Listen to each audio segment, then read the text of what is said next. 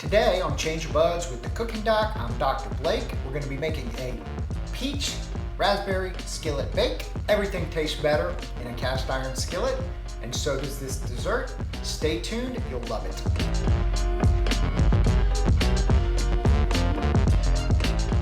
Thanks so much for watching. Make sure you hit that subscribe button. Never miss a recipe or a new health tip. I don't want you to sacrifice flavor for health. We've got you covered both ways. This dessert is going to use whole grains with oats, fresh fruit with raspberries and peaches. We've got our cast iron skillet that's well seasoned. This is an 8-inch cast iron skillet, and we've got one large peach that's been chopped. I'm going to put that just kind of right on the bottom there.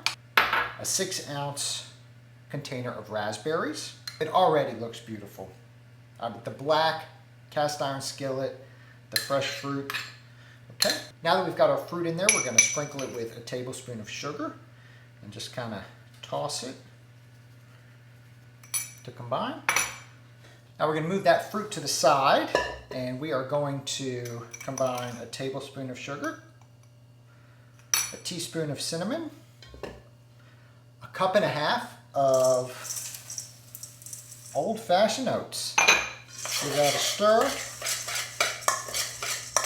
And we're going to sprinkle that evenly over the fruit. Yum!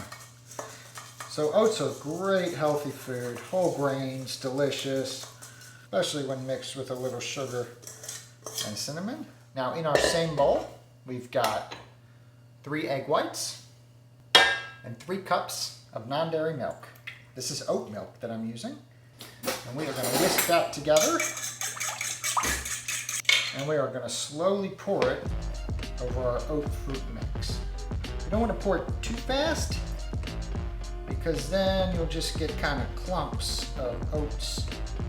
So you pour it slowly and let the milk just kind of find its way through those oats without clumping the oats together.